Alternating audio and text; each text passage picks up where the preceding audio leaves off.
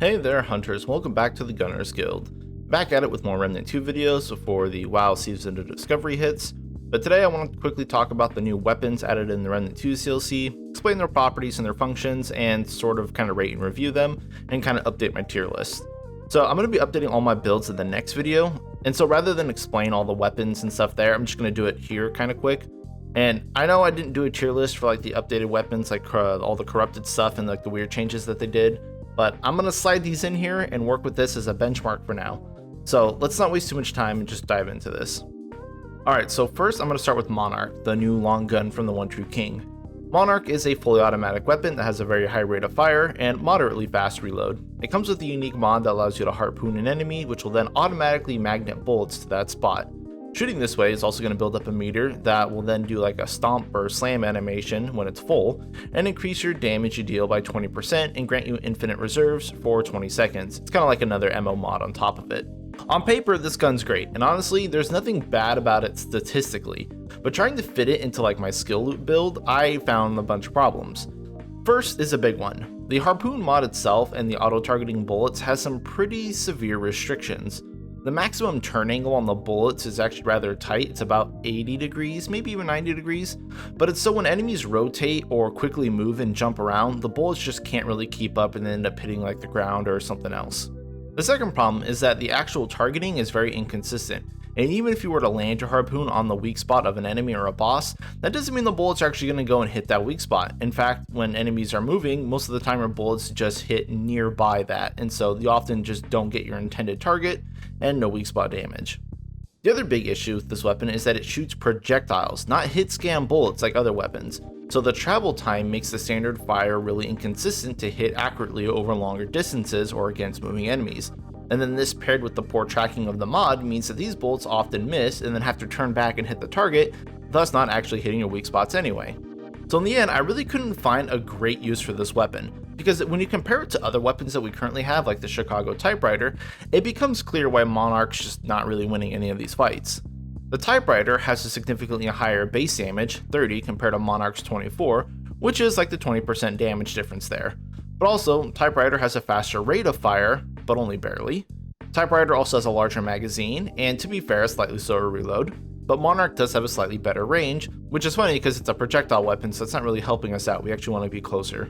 Now, if you consider the 20% damage buff when the mod is active, then Monarch should be able to compete with the Typewriter.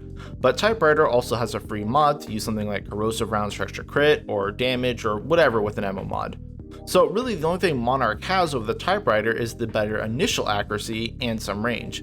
But I feel like that Monarch doesn't do anything better than Typewriter, or Nightfall, or Merciless. Like, it's about the same, but I think because it doesn't have hit scan bullets and because the mod's inconsistent, it kind of pulls the whole weapon down.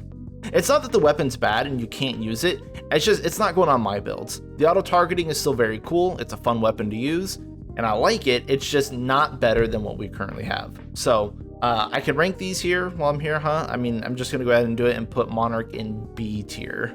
It's fine, it's just not amazing.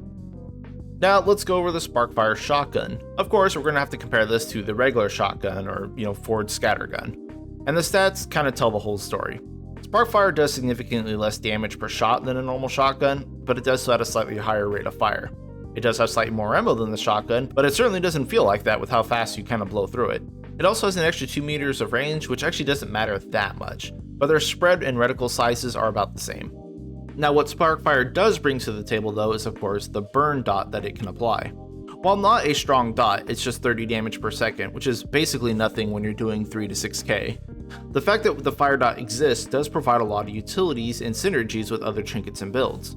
So while I don't think this is going to be replacing any shotgun builds that are relying on range damage because the raw is just way too low, like you just can't make up that kind of raw. But the Sparkfire shotgun definitely does have some good places it will fit in. Of course, the first one everyone is aware of is dot stacking. By using an ammo mod and one of the 2 mutators that apply statuses, the shotgun can apply 3 statuses per shot, and when you pair that with the Ahane crystal, you instantly get a 15% more damage bonus, and then you can also put on a Singe ring for an additional 10% multiplicative damage. This is a great backbone for multiple builds that can branch off into either dot stacking, range damage with dots for leech, or mod builds with Stone of Malevolence to siphon all those like dot ticks from mod power. The simple fact that the fire dot exists makes this gun unique enough to build around, and it definitely will be the star of some builds going forward. It just can't really shine on its raw damage output. For the time being though, I'm not building around it just until like the dot duration stuff gets fixed, but it is still going on my mod power build just to give me an additional fire dot to leech for mod power. I'm not really sure how many of the builds that are going to revolve around Sparkfire will be amazing, but still I'm going to have to give this gun an A tier treatment out of sheer utility alone. And I need to find more room on this tier list thing. So the last gun we have to talk about is Anguish, and this is a weird handgun. There's a lot going on with it, starting on with the stats. By the looks, you're probably wondering if the gun is even upgraded, and yeah, it is, 35 damage is right. But to be fair though, I believe this is a per pellet number because the Anguish is an actual shotgun that shoots 6 pellets. So it's 6 by 35, which would be 210 damage. So comparing it to the other hand shotguns, it's weaker than sawed-off but stronger than rupture cannon. Okay, seems fine so far, no problems there. But Anguish has another way of firing it though, because this is a charge weapon. So you can hold to charge the gun and condense the spread until it becomes a single slag, and then you can release it to fire a single rail that also applies a secondary explosion. And yes, this is an explosion, it does scale with detonation trigger, but only the secondary hit, not the first shot. Anguish also comes with a fixed mod called Loathe the Weak, and I certainly loathe Anguish because it's weak. So what this mod does is it does give you a duration of shooting these little needles that will explode, and yes, again, detonation trigger. These needles kind of take a long time to shoot and don't really deal a lot of damage for how kind of long it takes to use this whole thing. I wish the mod made all the pellets do like the mod explosion after shooting for that duration, because as it is right now, the mod scales off mod damage and the gun scales off range damage. Of course, this is normal, but no part of this weapon is outshining anything else that we already have. And we just got Corrupted Meridian, which is another charged explosive handgun, and that thing kind of shreds. Both the primary shot and the mod shot are still excellent. So getting Anguish and using it kind of feels bad. Because look at it this way, if you want to use it as a shotgun, it does significantly less damage compared to the rupture cannon and of course the sawed-off by a lot. Also because they can actually use mods that support their actual firing. Now, if you want to use it as a charged weapon and scale the charge speed, even with Archer's Crest and Supercharger and then detonation trigger, it actually does less damage than just shooting it normally because it's kind of slow, and the whole thing just doesn't do a lot of damage for the time it takes to charge and reload. So dumping this clip is far superior, and even then, that's inferior to other things that we have. And then if you want to use this as a mod gun, you kind of have to go and directly compare it to Corrupted Meridian. And that's a big loss because Meridian can dump both of its mods and hit for about 6k in a second, whereas Anguish has to sit there and hold down the trigger the entire time, it's like 10 seconds, and even then probably come up with about half as damage as Corrupted Meridian. So I actually just don't see where this gun fits in the meta and kind of where it can shine, if anywhere. Honestly, I really like this gun, I like the concept, but the numbers are just far too low. Buff please. And right now, as it stands, I'm putting Anguish in D tier because I don't think it does anything better than anything else. So that's all for the ranged weapons, and now I want to talk about the melee weapons really fast. These don't really go in this tier list, so I'm just going to fire these off real quick. Okay, so of both scythes, I actually don't think they provide much to the melee scene, but the Ritualist Scythe paired with the Shocker Mutator is pretty cool since it can hit 3 times in heavy combos. And this lets the Ritualist Scythe throw out shocker procs very fast.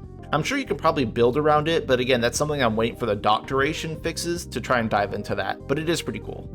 The Abyssal Anchor also just got gutted from a plus 20 weapon back down to a plus 10, so its damage got reduced from 503 to 303, which, I mean, we all knew was coming. It was apparently too strong, but now it really doesn't have much of a use, so that's kind of going back in the ocean.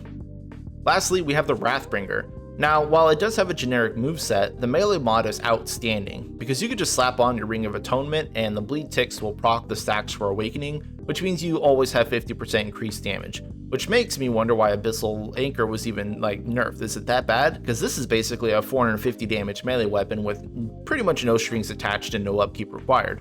So is a 500 damage Abyssal Anchor all that crazy? I mean, I don't think so. But the other big thing about the Wrathbringer is that it has a fat 80% stagger bonus. Now, when you look at all the other melee weapons, most of them sit around, negative 10% to about 10%. And the only other weapon that has an 80% stagger is the World's Edge, who has significantly less damage per swing than Wrathbringer. So there's going to be a really good chance that you can use this for some crazy stagger locks with bosses, because Wrathbringer's damage is just absurdly high, and 80% stagger is kind of bonkers. So this is going to be one of the things I'm going to have to test tomorrow. So that's going to be it for all the new weapons, and here is my own subjective tier list. And by the way, I've rotated the list a bit for a current patch as far as how I can see things. And if y'all want an actual updated tier list video for the corrupted weapons and what's changed and all the other weapons that got touched slightly, yell at me somewhere, maybe I'll see it. But that's going to be all for me for now. Thank you all for watching, and thank you to my Patreon members, my subscribers, my Discord folk. Always appreciate you guys, your talk, your help, everything. And if anyone wants to talk shop about Remnant or gaming in general, feel free to join my Discord in the description below. But yeah, thanks and good luck out there, hunters.